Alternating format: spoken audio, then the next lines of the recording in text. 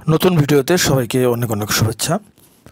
সম্মানিত ভিউয়ার্স, আপনারা ইতিমধ্যে জেনেছেন যে আগামী জুলাই থেকে অর্থাৎ নতুন বাজেট থেকে মহার্ঘ ভাতা চালু হতে যাচ্ছে। সরকারি চাকরিজীবী যারা রয়েছেন, কর্মকর্তা কর্মচারী, তারা এই সুবিধা পাবেন। এই বিষয়ের বিস্তারিত জানতে দেখতে থাকুন আমাদের আজকের এই ভিডিওটি।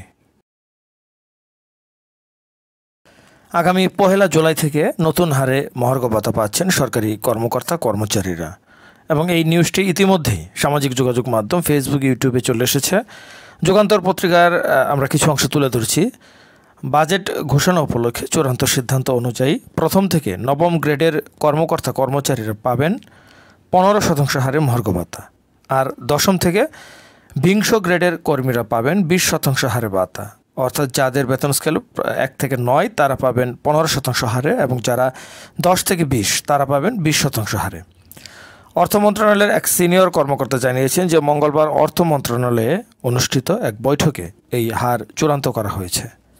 একই সঙ্গে অর্থ উপদেষ্টা ডক্টর সালেউদ্দিন আহমেদও বিষয়টি নিশ্চিত করে জানিয়েছেন, এবারের বাজেটে সরকারি চাকরিজীবীদের জন্য মহার্ঘ ভাতার প্রস্তাব সক্রিয়ভাবে বিবেচনায় রয়েছে এবং এই বিষয়টি একটি কমিটিও কাজ করছে।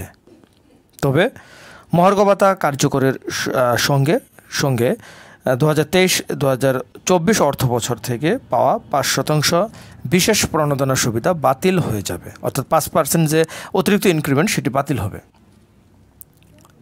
আগামী বাজেটে প্রথম থেকে নবম গ্রেডের সরকারি কর্মকর্তা কর্মচারীদের জন্য 15% এবং দশম থেকে 20তম গ্রেডভুক্ত কর্মকর্তা কর্মচারীদের জন্য 20% মহার্ঘ ভাতার ঘোষণা আসছে।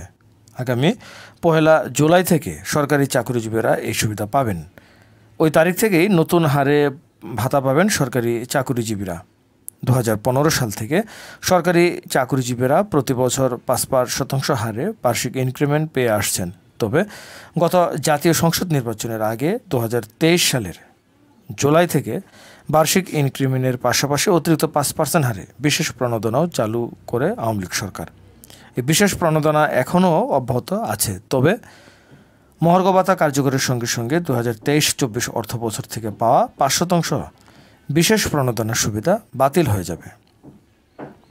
অর্থাৎ আগামী জুলাই থেকে 5% বার্ষিক ইনক্রিমেন্টের সঙ্গে মহার্ঘ ভাতা পাবেন চাকরিজীবীরা। এতে সরকারের প্রায় 7,000 কোটি টাকা বাড়তি ব্যয় হবে বলে জানান মন্ত্রণালয়ের এক কর্মকর্তা।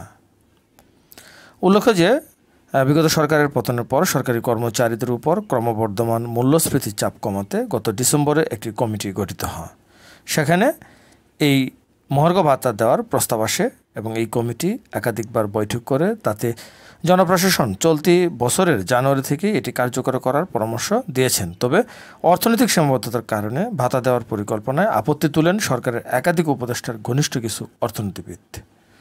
তবে সেই সময় এর কোনো সিদ্ধান্ত হয়নি। চলতি অর্থ বছরের বাজেটে সরকারি কর্মচারীদের বেতন ভাতার জন্য বরাদ্দ রাখা হয়েছে 82,990 কোটি টাকা, যা মোট বাজেটের 10.41%। প্রিয় ভিউয়ার্স, পরবর্তী ভিডিওর জন্য আমাদের শিক্ষা বাংলা টিভি ইউটিউব চ্যানেলটি সাবস্ক্রাইব করুন অথবা শিক্ষাবাংলা.com ফেসবুক পেজে লাইক দিন।